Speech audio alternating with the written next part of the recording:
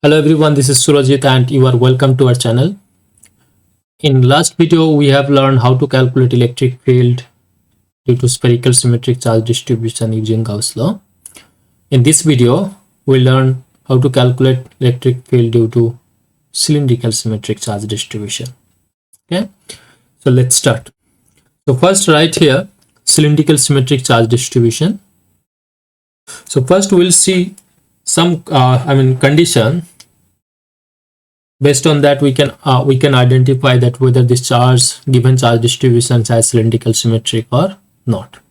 Cylindrical symmetric or not. So first condition should be so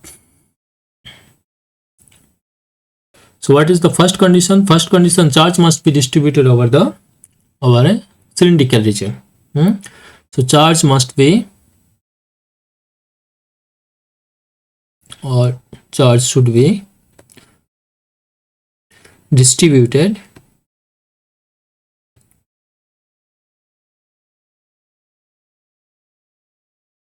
over a cylindrical region.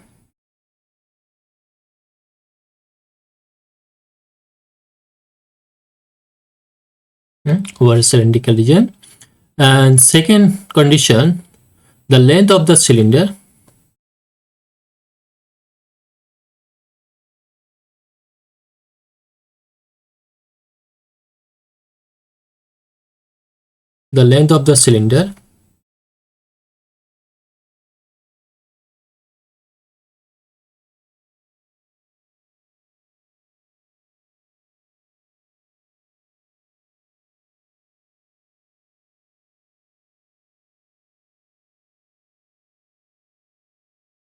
must be infinite.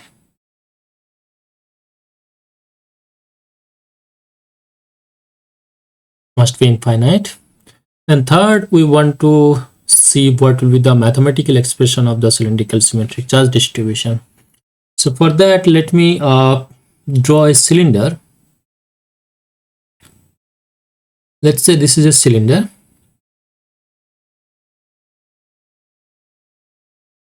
Let's say this is a cylinder and this is the axis of the cylinder,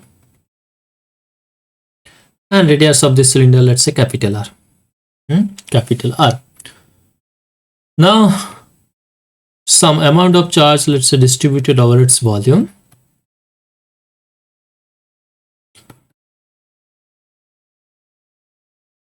Some amount of charge is distributed over its volume, and also assume that the length of this cylinder is infinite. Length of the cylinder is infinite. So first two conditions, this charge distribution is satisfied. So this charge should be distributed over a cylindrical region. So in this case, charge is distributed over a cylindrical region, and also we are assuming that this length of the cylinder is infinite. So these two conditions are satisfied. Now third condition. So third condition, so for third condition, let me just draw a cylindrical surface like this. Let me draw two coaxial cylindrical surface. This is first cylindrical surface and this is the second cylindrical surface.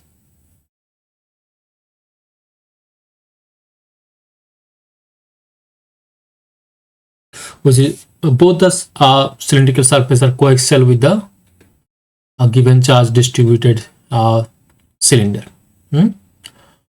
Now if we measure the charge density at each point on the curved surface of the first cylinder as well as second cylinder, and if we see that, let's say we have measured the charge density at every point on the inner cylinder, and we have found that the charge density at every point on the inner cylinder is fixed, same everywhere is same. On the curved surface of the inner cylinder, everywhere is charge density same.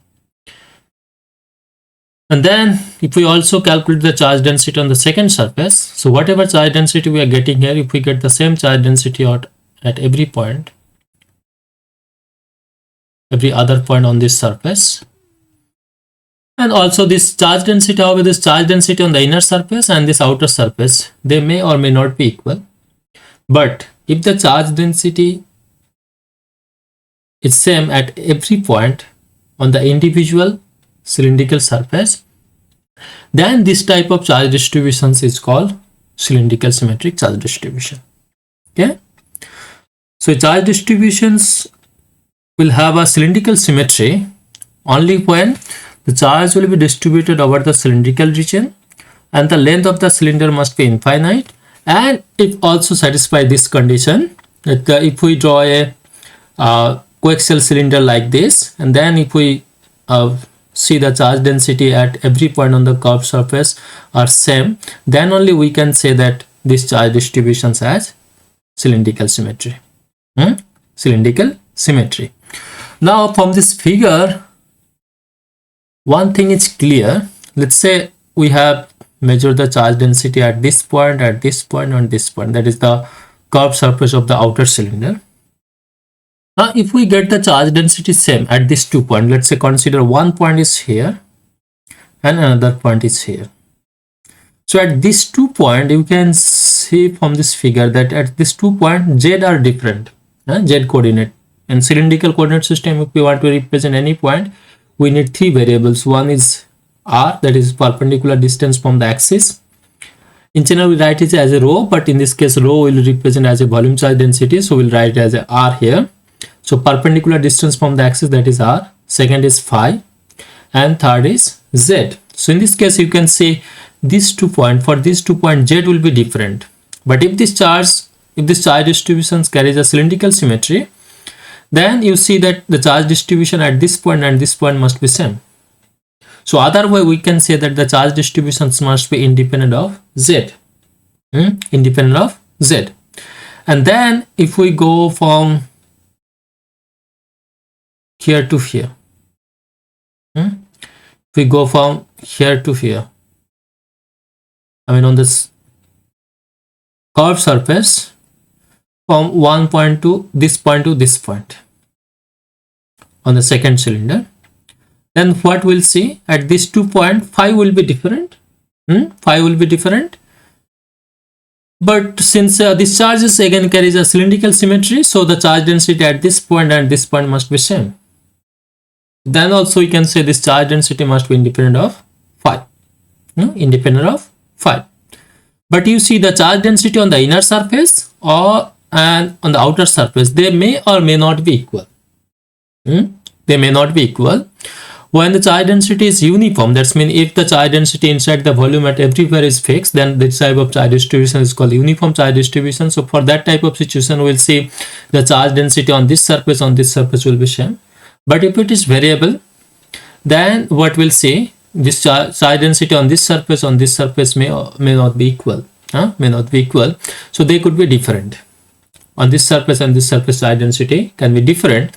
So on this surface, whatever the radial coordinate, that is the perpendicular distance of this surface from the axis, and the perpendicular distance of this surface from the axis will be different. So in this case, we can say rho charge density can be function of r. Charge density can be function of r.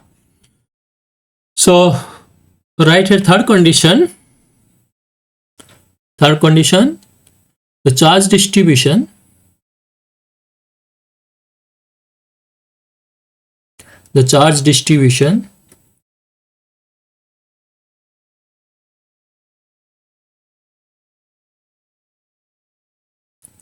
either can be constant, either can be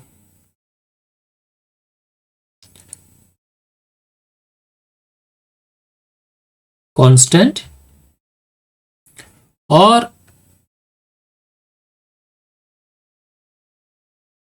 it can be function of r only, where r is the perpendicular distance from the axis. R only.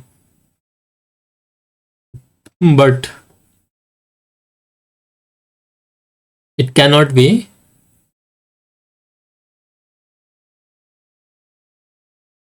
function of z and phi. Z and phi. So these are three conditions. If any charge distribution satisfy these three conditions, then we can say this charge distribution as cylindrical symmetric. Okay.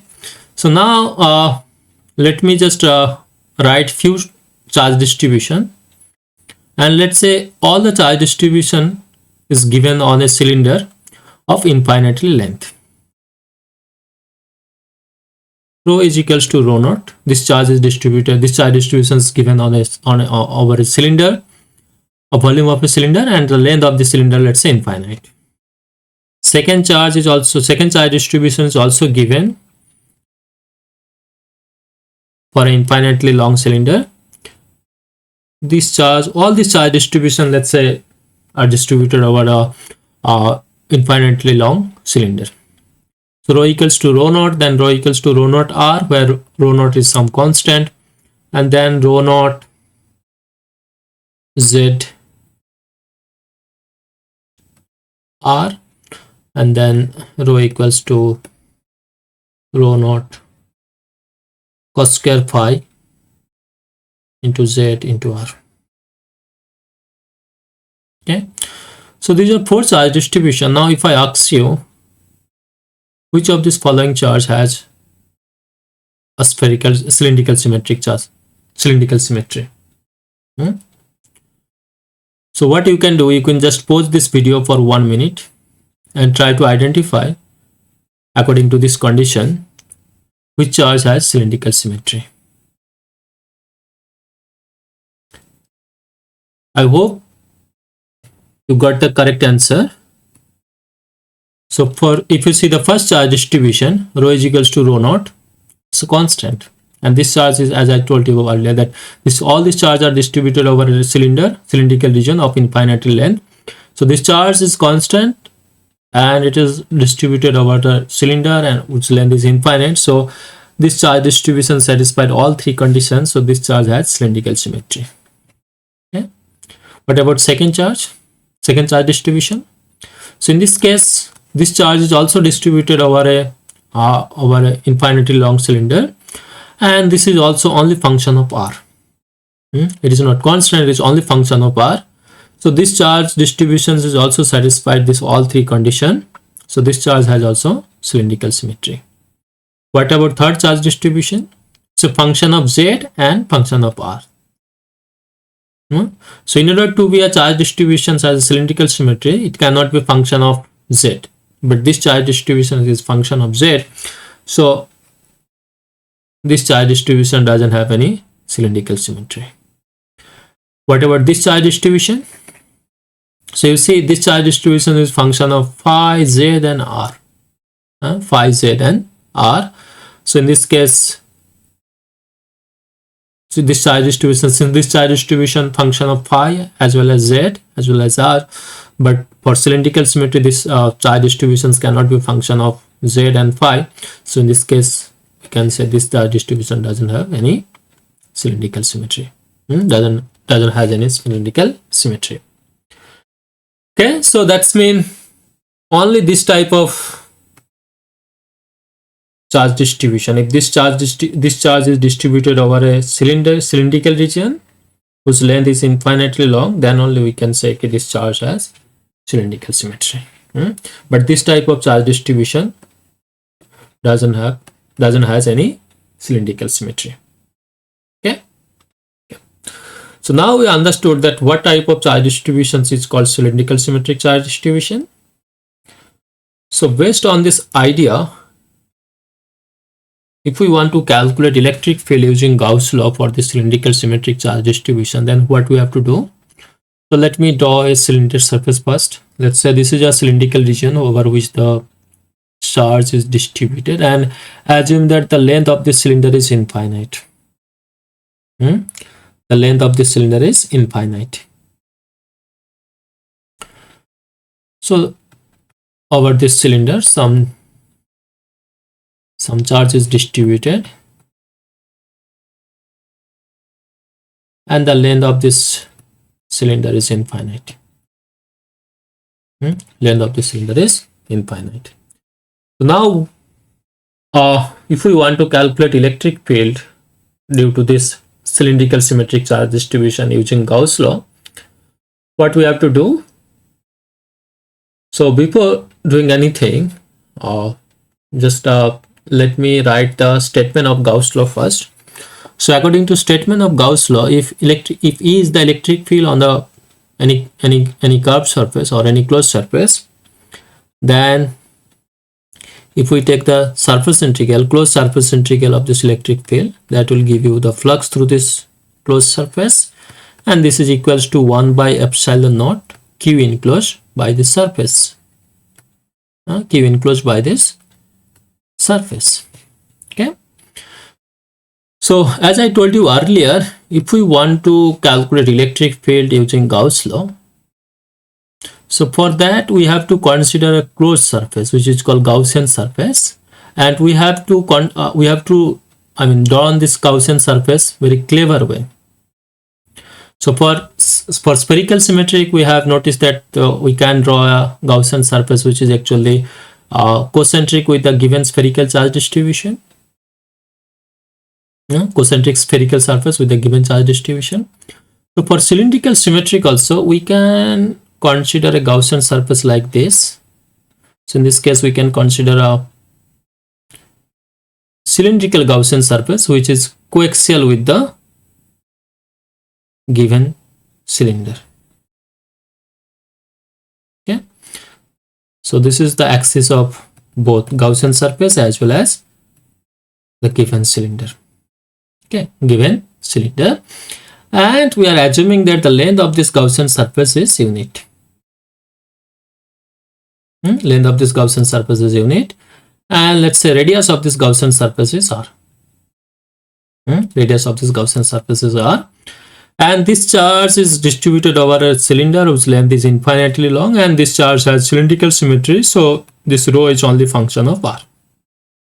This rho is only function of r. So now if we want to calculate this electric field using Gauss law, then what we have to do? First we have to do the surface integration of this electric field over the whole surface of this Gaussian surface. Whole surface of this Gaussian surface.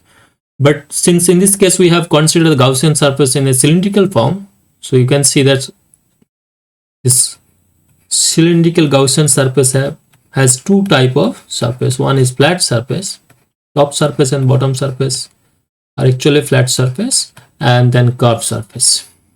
So curved surface.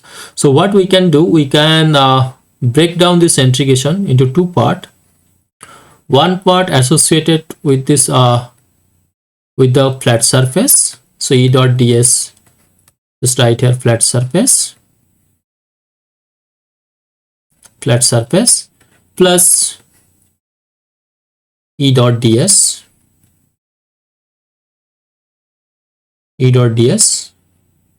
curved surface. Okay, curved surface, and this is equals to 1 by epsilon naught Q enclosed, that is enclosed charge within the Gaussian surface. Gaussian surface. Now you see one thing, if charge distribution has cylindrical symmetry, if this charge distribution has cylindrical symmetry, and since this charge is distributed over a cylinder whose length is infinitely long, so we can actually represent this charge in a different way. We can also assume that this cylinder is formed by a large number of infinitely charged carrying wire. So you see, if we place large number of infinitely long charge carrying wire side by side like this, so what we'll see in 3D figure, you will see they will also form a cylinder like this. They will also form a cylinder like this. And now if we have an infinitely long charge carrying wire, let's say this is an infinitely long charge carrying wire. So for that, if I calculate electric field at any point at a distance r from this wire, what will be the directions of this electric field? It will be always perpendicular to the wire. depending upon if it is positive charge, then it will be away from the wire. If it is negative charge, then it will be towards the wire, but it will be always perpendicular to its length. Perpendicular to its length. So in this case also, if we have a cylindrical symmetric charge distribution, then we can represent this charge distribution by a infinite large number of infinitely charge carrying wire, and each wire actually create an electric field perpendicular to its length. And then if we draw a cross section of this given charge cylinder as well as Gaussian surface, what we'll see here, let me just draw the Gaussian surface of this cylinder as well as Gaussian surface. So this will be the, let's say this is the cross section of the cylinder, and then this will be the cross section of the Gaussian surface. Gaussian surface. Now we can represent this charge distributions by infinitely long wire. So we can write like this: infinitely long wire, which is actually perpendicular to this plane, like this. And then we want to calculate electric field on the Gaussian surface. So consider a point on this Gaussian surface, and you just join with the axis of the cylinder. Axis of the cylinder. Now what we'll see, if we just extend this line like this way, so what you will see, the wire which will lies on this line, each wire will create an electric field at this point in this direction, along this direction. The wire which will lies on this line, each wire will create an electric field along this direction. Because I just show you, I just shown you that if you have an infinitely charge carrying long wire like this, then if it is infinitely long, then at any point at a distance r from this wire, if we calculate the electric field, what will be the directions of electric field? It will be always radially, perpendicular to the length. So in this case, whatever, the wire which will lies on this line, they will create an electric field at this point in this direction. In this direction. Now since this charge has cylindrical symmetry, so if I draw a perpendicular line this, and let's say if I assume this line is perpendicular bisector of this line, and then if I consider a wire here, and if I consider a wire here, since they will be at the same distance from the axis of the cylinder, so both the wire will carry the same charge. Both the wire will carry the same charge. And if we calculate the electric field because of these two wire at this point, what we'll see, since this wire, so this is out of the phase, you can say like this wire is actually out of the phase and it is infinitely long. So now if we want to calculate electric field because of this wire at this point, it will be along this direction. It will be perpendicular to its length, so it will be along this direction. And for this wire also, it will be along this direction. Along this direction. Now since this charge carries a cylindrical symmetric charge distribution, and both the wire are actually at the same distance from the center, so they will have a same charge density on it, and the distance of these two wire from this point are also same. So the magnitude they will the electric field they will create at this point, the magnitude of this electric field will be same, and these two angle will also be same. So if we decompose their electric field like this, where one component will be along this direction and another component along this direction, and also electric field of this wire, one component will be along this direction, another component will be along this direction, then these two components will cancel out each other and net electric field will be radially outward. So same way, if we consider any other pair of wire like this, and we can actually see the net electric field will be along radially outward. So this is true not only for this point. If we consider any point on this Gaussian surface, everywhere will finally see the electric field will be radially outward. Okay, so that's mean on the Gaussian surface, on the Gaussian surface, electric field will be always radially outward. Electric field will be always radially outward. Okay. So now if this electric field is radially outward, then you see on the flat surface at this point, if I see the directions of electric field, since this wire is this cylinder is infinitely long, so it will create electric field radially outward. So this electric field will be along this direction. And also the lower flat surface, electric field will be along this direction. And what will be the directions of the area on these two surfaces? Since it is a closed surface, cylindrical surface is closed surface, so it will be perpendicular outward. So in this case, area vector will be along this direction, and on this surface, area vector will be along this direction. So on both the flat surface, you see the directions of electric field and directions of area will be perpendicular to each other. So because of that, the surface integral of this electric field over the flat surface will be 0. Flat surface will be 0. So now what we have to do, we have to calculate only this surface integral on the curved surface. On the curved surface. And just like a spherical symmetric charge distribution, in this case also, you can see, let me draw another cross section of the cylinder as well as Gaussian surface. Now this cylinder has the charge distribution on the cylinder has a cylindrical symmetric. So in this case, if we draw a circle around the axis, so on this circle every point charge density must be same, because this charge has cylindrical symmetry, and so the radius, I mean any point on this circle, it will be at the same distance from the axis of the cylinder, so charge density on this circle will be same. And now if we put a few observer on the Gaussian surface like this, so you see each observer will observe the same charge density, the same distance. All the observer will see the same charge distributions at the same distance.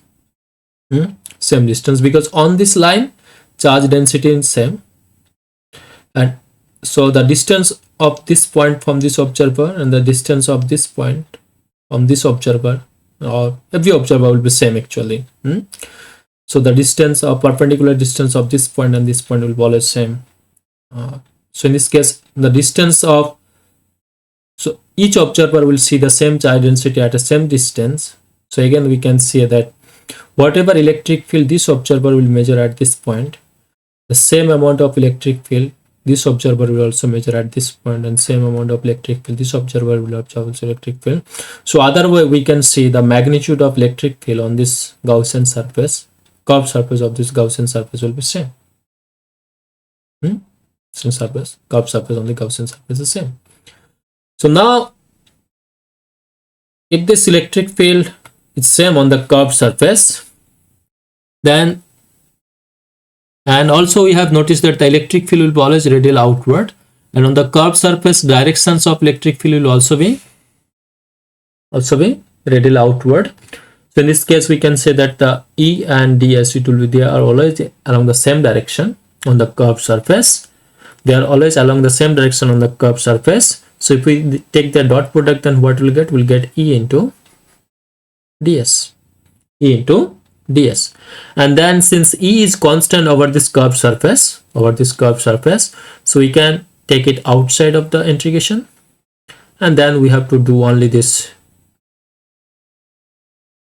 integration of ds over the curved surface. Over the curved surface of the Gaussian surface, and that will be equals to the 1 by epsilon naught q enclosed. 1 by epsilon naught q enclosed. Now we have assumed that the length of this Gaussian surface is unit and radius of this Gaussian surface is r. Then what will be the area of the curved surface in this case?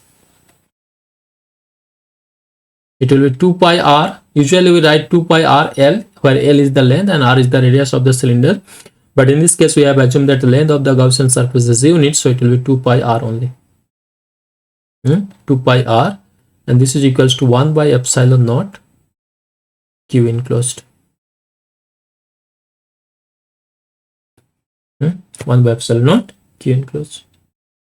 So you see, if we have a cylindrical symmetric charge distribution, if we have only when we have a cylindrical symmetric charge distribution, then only this integration E dot ds over this Gaussian surface can be replaced by this result. By this result. But if this charge distribution doesn't has any kind of cylindrical symmetric, then we cannot write like this way, because if this charge distribution doesn't carry any cylindrical symmetric charge distribution, then on this surface at different point maybe the electric field will be different, or maybe the directions of this electric field will be different. So we cannot write like this. We cannot replace like this. But if this charge distributions carries a cylindrical symmetric, then as we have noticed here, the directions of electric field will be always radial outward, and the magnitude of this electric field will be same at every point on this curved surface of the Gaussian surface. And for that case, we can represent this integration E dot ds by this term, by this result E into 2 pi r. And that is the actually beauty of cylindrical symmetric charge distribution. Okay, and now if we want to calculate electric field, then what we have to do, we have to find out the enclosed charge within this Gaussian surface. Enclosed charge within this Gaussian surface. So now how we can find out the enclosed charge? So for that, what we have to do, we have to examiner will give us the charge density. So charge density will be known for this case, and then what we have to do, we have to multiply the elementary volume for cylindrical coordinate system. So in this case, elementary volume will be r dr, r dr, d phi and dz. R dr, d phi, dz, and then we have to integrate over the volume of the Gaussian surface. Volume that is enclosed by the Gaussian surface. So in this case, limit of the r will be 0 to r, that is the radius of the Gaussian surface. Limit of phi will be 0 to 2 pi, and limit of z will be 0 to 1. Okay, 0 to 1. So now you see, if this charge distributions has spherical symmetry, then already we have discussed here that in this, if charge distributions has cylindrical symmetric, then it will be only function of r, or it will be constant. It cannot be a function of phi and z. So you see, in this integration, the contribution of phi and the contribution of z will always remain constant for this type of integration, because for cylindrical symmetric, this rho will be always function of r, so it will be always independent of phi and independent of z. So contribution of phi and contribution of z in this integration will be always constant. So because of that, what we can do from next time, whenever we'll calculate the enclosed charge within Gaussian surface, cylindrical Gaussian surface, because of cylindrical symmetric charge distribution, what we'll do, we'll write like this way: rho, and then contribution of d phi and dz will be 2 pi, and dz will give you 1, because we have considered the length of the Gaussian surface is 1, so 1, and then r dr. Okay, so for this type of integration, we can actually write this elementary volume in this way: 2 pi r into dr. And then we have to integrate over this, we have to integrate this integration over the limit 0 to r, where r is the radius of the Gaussian surface. Okay, so I hope if you know these few important points, then I think calculations of electric field due to cylindrical symmetric will be super easy. So now solve some problem. So first problem right here: electric field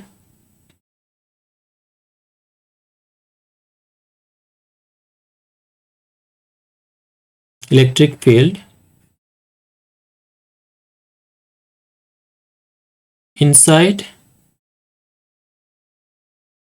and outside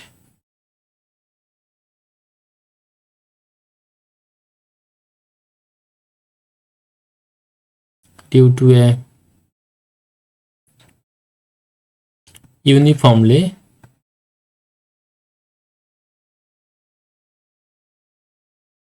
charge carrying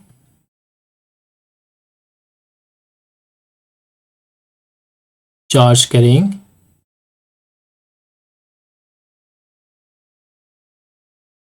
infinitely long cylinder.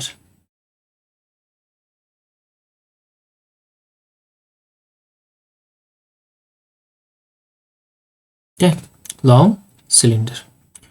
Let's say we have a uniformly charged carrying infinitely long cylinder, and we have to calculate electric field inside as well as outside this cylinder. Okay, outside this cylinder. So let's assume the length of this cylinder is infinitely long.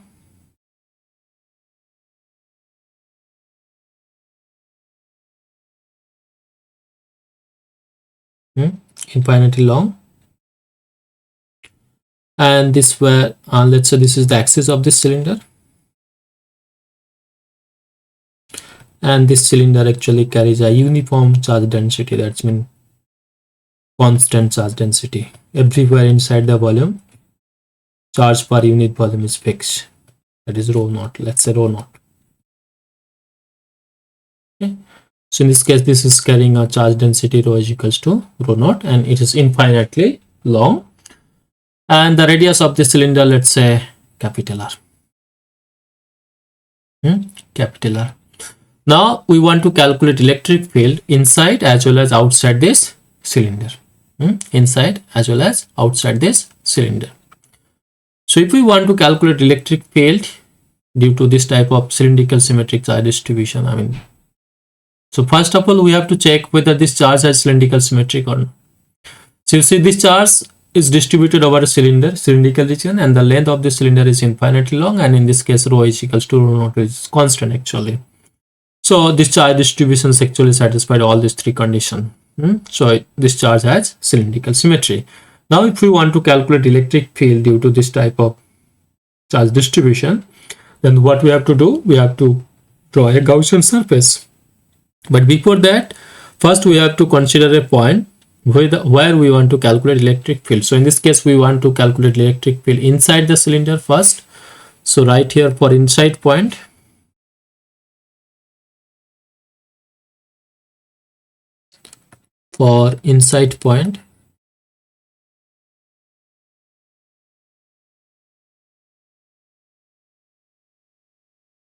so for inside point, first consider a point like this. Let's say this is the point, and then what we have to do, we have to draw a perpendicular line from this point to the axis, on the axis, and taking this distance as a radius r, or you can draw a circle around the axis of the cylinder, and then from there you can draw actually a unit length cylindrical surface, cylindrical surface of unit length. Okay, unit length. And then what we have to do, just write statement of Gauss law.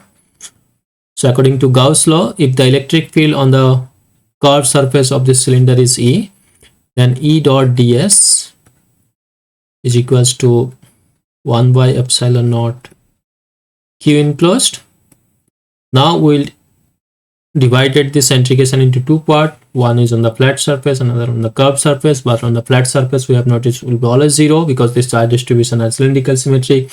So electric field will be always perpendicular to the axis. So in this case it will be always also perpendicular to the flat surface. So because of that, the flux through the flat surface will be 0. So now we'll have to integrate only this curved surface, and this, since this charge has cylindrical symmetry, so we can replace this integration by this result. So it will be always E into 2 pi r. E into 2 pi r is equals to 1 by epsilon naught. Now we have to find out enclosed charge. So in this case enclosed charge density is rho naught, and elementary volume we'll write in this way, 2 pi r into dr, and then we have to integrate 0 to radius of the Gaussian surface. So when I do this integration, what we'll get? We'll get 1 by epsilon naught and then 2 pi r square divided by 2 into rho naught. And if we divide this 2 pi on the right side, then what we'll get? We'll get electric field E is equals to 2 pi will cancel out from the both side. So we'll get rho naught R divided by 2 epsilon naught. Rho naught R divided by 2 epsilon naught. So that's mean if we have a infinitely long cylinder, and if this cylinder carries a charge density rho naught, so in this case at a distance r from this axis of the cylinder, the electric field will be rho naught R divided by 2 epsilon naught inside this cylinder. Inside this cylinder. And if we want to write in vector form, then already we have noticed here that electric field will be always radial outward. So in this case on the right side is positive, so we'll write electric field on the radial outward. If we get negative, that's mean if we get a negative charge density, then electric field will be radially inward. In this case automatically we'll get a negative sign here, so and that time we can say the electric field will be radially inward. But in this case we are getting actually positive values, we'll write here radially outward. So this is the electric field inside a uniformly charged carrying cylinder. Uniformly charged carrying cylinder. Now if we want to calculate electric field outside this cylinder, then what we have to do? So for that, first again we have to consider a point outside the cylinder. So consider a point here, and then draw a perpendicular line on the axis from this point. Now taking this distance as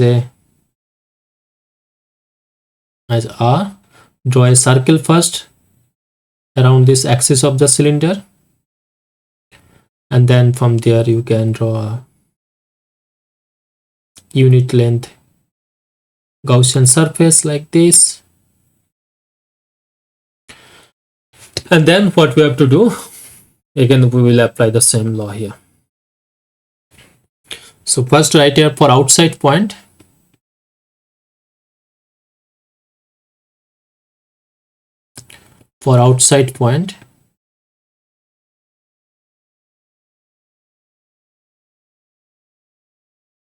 what you have to do, so according to Gauss law, E dot ds is equals to 1 by epsilon naught q enclosed. So in this case also the surface integral of this electric field over the flat surface will be 0, so it will be only curved surface, and for curved surface we can write E into 2 pi r, and this is equals to 1 by epsilon naught, and then enclosed charge rho naught into 2 pi r into dr, and then we have to integrate. So 0 to r, that is radius of the Gaussian surface, but again in this case charge is distributed up to capital R only, so we'll write here 0 to capital R. From capital R to small r, from here to here, charge density is 0, so integration will be 0. So when I do this integration, finally what we'll get? We'll get rho naught 2 pi capital R square divided by 2 epsilon naught. 2 epsilon naught. And then if we divided this 2 pi r on the right side, then what we'll get? We'll get electric field E is equals to rho naught r square divided by 2 epsilon naught r. Okay. 2 epsilon naught r. Since in this case also we are getting a positive magnitude of this electric field, so simply what we'll write directions of, in vector form we'll write E is equals to r cap, positive r cap. So it will, in this case also it will be radially outward. Okay, so this is the electric field outside of a uniformly charged carrying cylinder. Uniformly charged carrying cylinder. And again let me just write one short note here.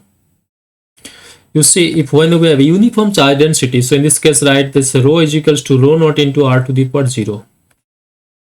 Rho is equals to rho naught into r to the power 0. Then electric field actually proportional to r. So if we replace this rho 0 by n, then what we can write? If electric field is proportional to r to the power n, then charge density is proportional to r to the power n, then inside electric field will be r to the power n plus 1. R to the power n plus 1. And for cylindrical symmetric, just like spherical symmetric, outside electric field will be always 1 by r square. And for cylindrical symmetric, electric field outside the cylinder will be always in the form 1. Electric field will be always inversely proportional to the distance of the point from the perpendicular distance of the point from the axis of the cylinder. That is, E will be proportional to 1 by r. 1 by r. 1 by. So right here,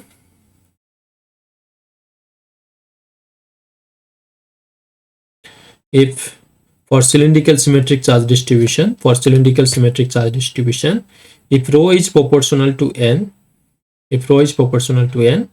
then electric field inside the cylinder will be always proportional to n plus 1, and outside will be proportional to 1 by r square, 1 by r. Okay, 1 by r. For spherical symmetric, it was 1 by r square. For cylindrical symmetry, it will be 1 by r. It will be 1 by r. Yep. So now, in this case, we have calculate for uniform charge density. So you see, if examiner give you some charge density, like instead of uniform charge density, if examiner give you like charge density rho is equals to rho naught r square, then what you have to do? Only you have to replace this rho naught by this rho naught into r square, and then you have to integrate. Then you have to integrate.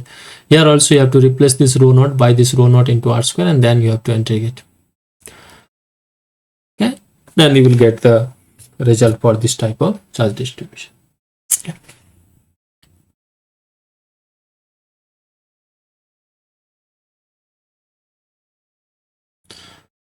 Now let's solve another problem. Let's we have a thin cylinder, charge carrying thin cylinder. So now calculate electric field inside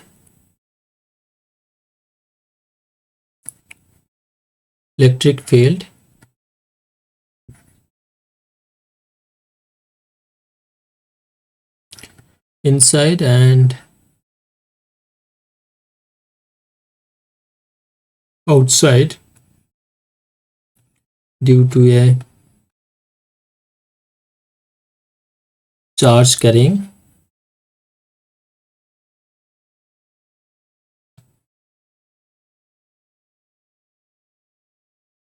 let's say uniformly charge carrying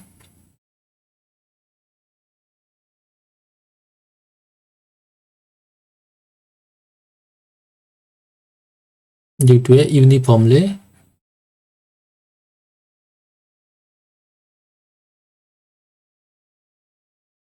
charge carrying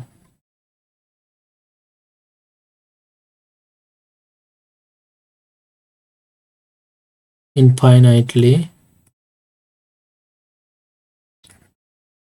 long thin cylinder.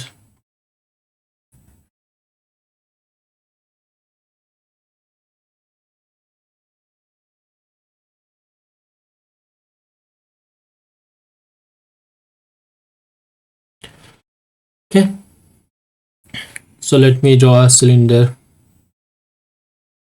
So again, assume that the length of this cylinder is infinitely long, and in this case, in last case, we have solved why the charge is distributed over the volume. In this case, since it is a thin cylinder, that means charge is distributed on the surface of the cylinder only.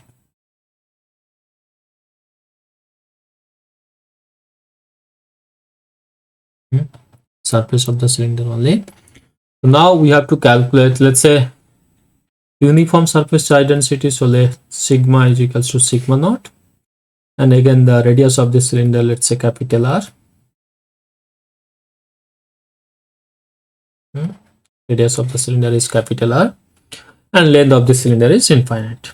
Length of the cylinder is infinite. So again, what we have to do if we want to calculate electric field because of this charge distribution using Gauss law, first we have to check whether this charge has cylindrical symmetric or not. So for that, charge should be distributed over a cylindrical region. So in this case, charge is distributed on the surface of the cylinder, so it's on the cylindrical region. And then the length of the cylinder will be infinite. So we have assumed that the length of the cylinder is infinite. And then this charge density must be constant, or it will be only function of r. So in this case, on this surface, everywhere charge density is same, so it is constant. So this charge has cylindrical symmetry. So you can use Gauss law to calculate electric field. So now if we want to calculate electric field inside the cylinder, so right here for inside point,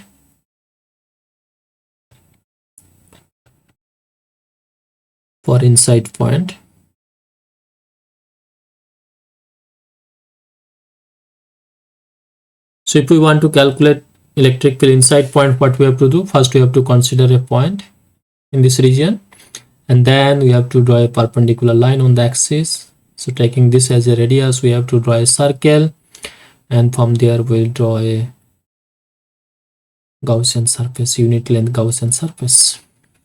Unit length Gaussian surface. But you see, since charge lies on the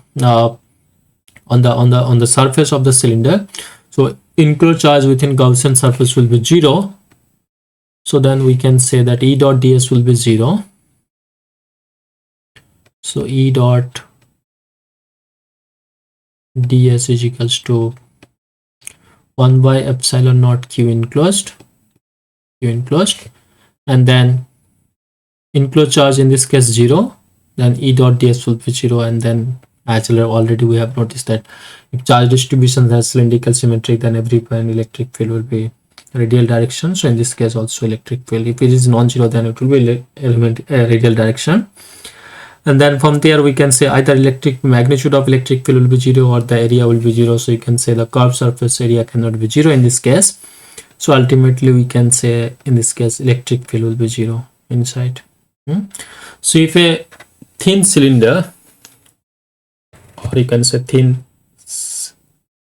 cell of cylinder, thin cylinder, if it is carrying us surface charge, uniform surface charge everywhere same, and if its length is infinitely long, in this case the electric field at every point inside the cylinder will be 0.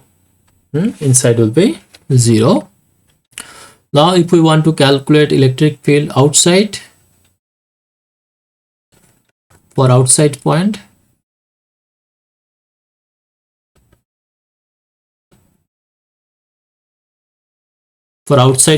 again we have to draw a Gaussian surface like this. So first we will consider a point, and then we will draw a perpendicular line on the axis.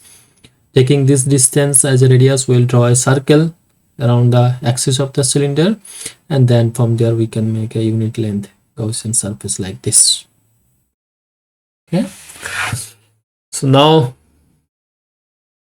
if we apply the Gauss law on this second Gaussian surface, what will get? E dot ds is equals to 1 by epsilon naught q enclosed. So in this case E dot ds will write E into 2 pi r, because this charge distribution has cylindrical symmetry, and then 1 by epsilon naught, the radius of the Gaussian surfaces are, and q enclosed. So what will be the enclosed charge in this case? What will be the enclosed charge? The charge is only on the surface, only on the surface, and per unit area this is actually sigma naught. What will get this here? So in this case what will be the enclosed surface area? I mean only this portion, charge within this portion, only this portion, that will be actually the enclosed charge. So we can write sigma naught, and then area of this curved portion will be 2 pi, radius will be r, because we are calculating the surface charge density is given on the cylinder whose radius is r. So 2 pi r, and then we have considered the length of this Gaussian surface is unit, so length of this portion will also be unit. So 2 pi r into L, that will be the length area of the curved surface, and charge per unit area is sigma naught, constant. So total enclosed charge the Gaussian surface will be 2 pi r L. L is unit, so 2 sigma naught into 2 pi r. And then if we divided this 2 pi r on the right side, then what we'll get? We'll get sigma naught r divided by 2 epsilon naught 2 epsilon naught r. And if we want to write direction, then if it is positive charge, then it will be radial outwards, we can write r cap. If it is negative charge, then we will write minus r cap. Okay. So this is the electric field outside the cylinder. Okay. So if you have a thin cylinder like this, which carries a uniform surface charge density, and the length of the cylinder is infinite, then at each point inside the cylinder, electric field will be 0, and outside at a distance r from the axis of the cylinder, electric field will be sigma naught capital R divided by 2 epsilon naught r, where capital R is the radius of the cylinder, and r is the small r is the perpendicular distance from the axis of the cylinder where we want to calculate electric field. Okay. Then sometimes also in the exam, this type of questions are sometimes the examiner give us 2 coaxial cylinder, and then they ask electric field at different region. So right here, electric field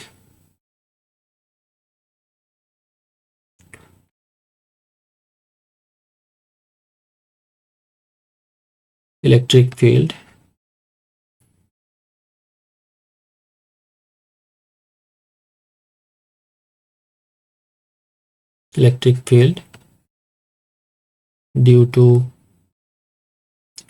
2 coaxial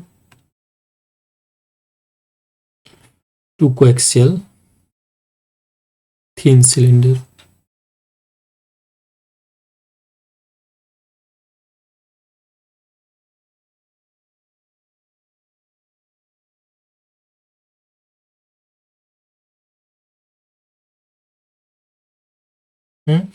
Two coaxial thin cylinder, and of course length is infinite. Okay, so you can write like this way: 2 coaxial thin infinitely long cylinder. 2 coaxial thin uniformly charged carrying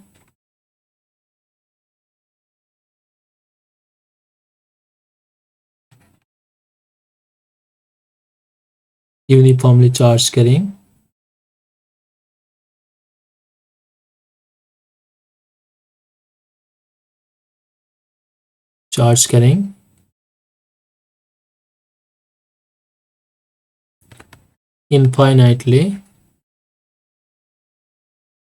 long cylinder.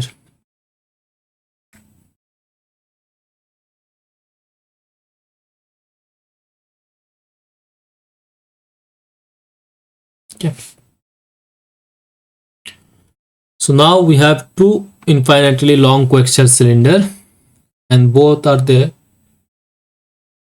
thin.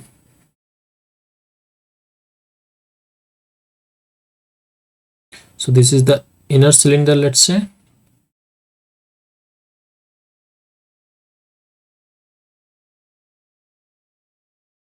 and we have also another cylinder.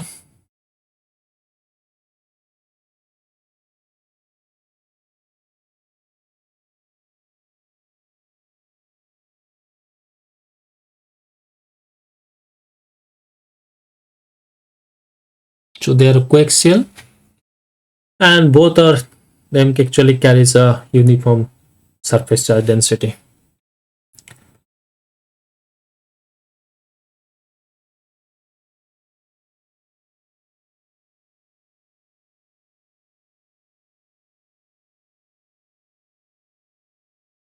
So let's say surface charge density is sigma 1, and the radius of this surface is, let's say, r1, and the radius of the second cylindrical surface is r2, and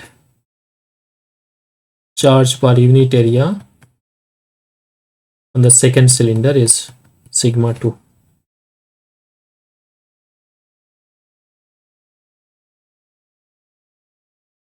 Okay, sigma 2. Then what we have to do, we have to calculate electric field because of these charge distributions at different region. So first right here, for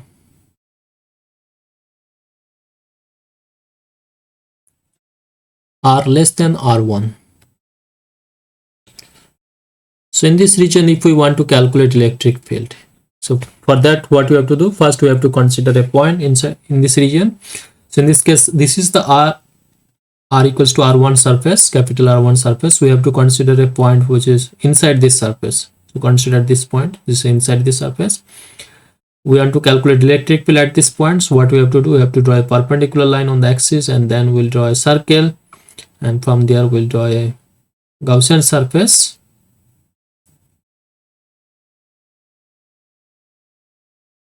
Gaussian surface. So now you see there is no enclosed charge within this Gaussian surface. So in this case, what will be the electric field in this region? E dot ds is equals to Q enclosed divided by epsilon naught, but Q enclosed is 0. So since charge distributions are spherical symmetric, so we can write like in this case E will be 0. E will be 0. Okay. Then for second region, for R less than R2 greater than R1.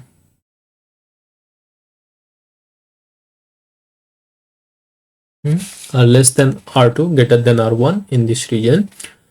So for that, let's first consider a point in this region.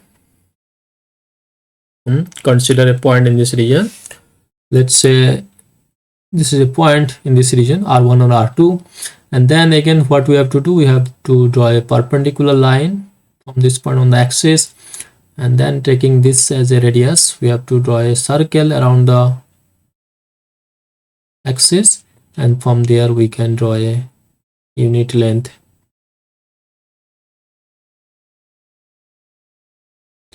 Gaussian surface like this. Unit length Gaussian surface like this. So now in this case, if we want to calculate electric field in this region, then again we can use Gauss law. So according to Gauss law, E dot ds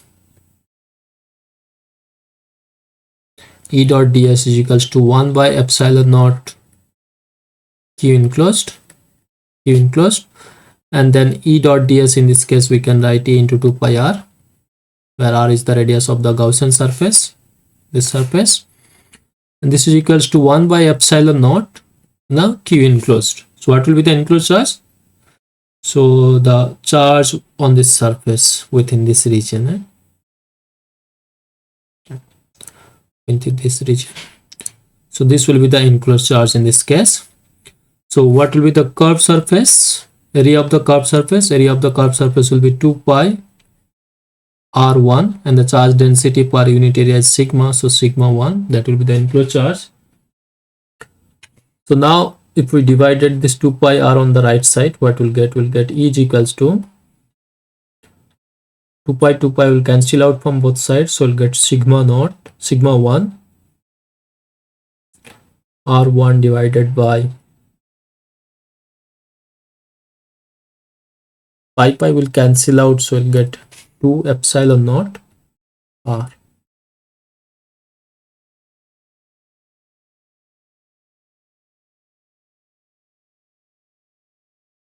To epsilon naught r. And if this charge is positive, then we'll write it as a r cap direction. Okay. So this is the electric field between these two regions, between the region of two cylinder. And then if we want to calculate electric field,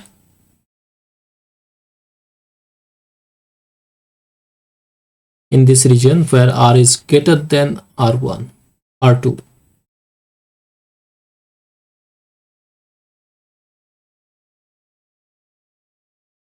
Okay, in this region if we want to calculate electric field. So for that, again, what we have to do, first we have to consider a point in this region. Let's consider a point here, and then what we have to do, we have to draw a perpendicular line from this point on the axis of the cylinder, and then we'll draw a circle taking this as a radius, and from there we'll draw a Gaussian surface of unit length. Gaussian surface of unit length. And again, if you want to write using Gauss law, if you want to calculate electric field using Gauss law, then what you have to do, you have to write the statement of the Gauss law first. So E into ds is equals to 1 by epsilon naught q enclosed, and then E dot ds will give you E into 2 pi r, and r is the radius of this Gaussian surface. And now we have to calculate enclosed charge. Enclosed charge. So you see, within this Gaussian surface we have this portion also enclosed within this Gaussian surface, and this portion is also enclosed within this Gaussian surface. So we have to calculate the charge on this portion and charge on this portion. So what will be the area of this portion and this portion? So the area of this portion will be 2 pi r1, since length of this Gaussian surface is unit, so it will be 2 pi r1 is the area, and then charge on this surface is sigma 1, and the area of the second surface will be 2 pi r2, and charge on this surface is sigma 2. Sigma 2 divided by epsilon naught. So now from here, if we divided this 2 pi r on the right side, we'll get electric field is equals to 2 pi will cancel out, so we'll get r1 sigma 1 plus r2 sigma 2 divided by epsilon naught into r. Epsilon naught into r. And if we again, if both the sigma 1 sigma 2 are positive, then it will be positive r cap direction. And if you see if they are opposite kind of charge, like sigma 1 and sigma 2 are different, then you can see which one will be large. Either charge, if r1 sigma 1 is sigma 1 is positive, and if r1 sigma 1 is greater than r2 sigma 2, then it will be radial outward direction. And if r2 sigma 2 is greater than r1 sigma 1, and if r2 sigma 2 is negative, then it will be radially inward. Okay, so you can just check whatever value it will be given here, sigma 1 sigma 2 and r1 r2. If you put it here, ultimately if you get this term is positive, then electric field will be radial outward. If you get this term is negative, then electric field will be radially inward. Variations will be like this. Okay.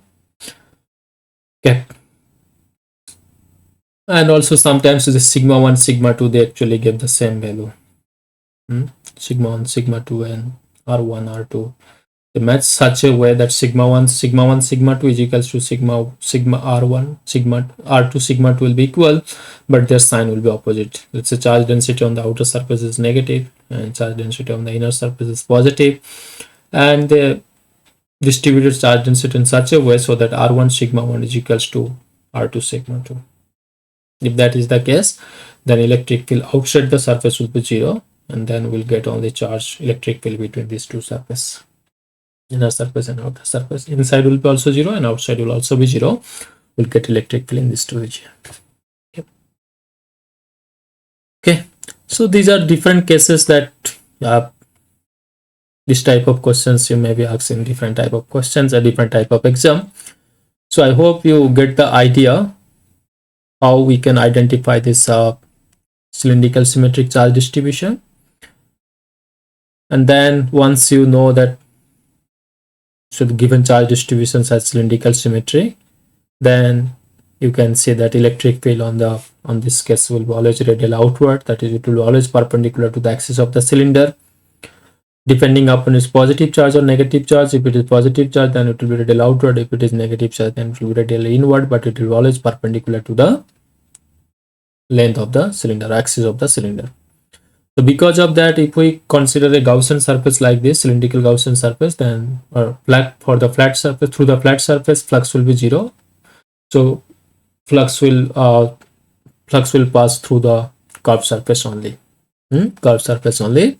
So for this region, we always write we can replace this surface integral E dot ds for cylindrical symmetric as E into 2 pi r. E into 2 pi r. And for enclosed charge, what we have to do, if it is volume charge, then we have to simply volume charge into 2 pi r into d pi dz. But since this charge, since we are using a Gauss law, so definitely this charge should have a cylindrical symmetry. And if this charge has cylindrical symmetry, then it will be only function of r. So phi dependent and z dependent term will also be the 2 pi, if we assume that length of the Gaussian surface is unit. So using this, we can calculate what will be the enclosed charge within the Gaussian surface. And then we have solved few problems. How to, we have, from this example, at least you get this idea how you can calculate electric field for cylindrical symmetric charge distribution. Okay. Sometimes also they give you, cylindrical symmetric as well as spherical symmetric together. So next class, when we'll solve a tutorial problem, that time we'll solve this type of problem. On that class, we'll solve this type of problem where we have a cylindrical symmetric charge distribution as well as spherical symmetric charge distributions both together. Then how we can calculate electric field at different point. Let's see that's problem. Okay. So thank you for watching. In next video, we'll talk about plane symmetric charge distribution. And we'll also learn how to calculate electric field for plane symmetric charge distribution. Okay. So see you in the next video.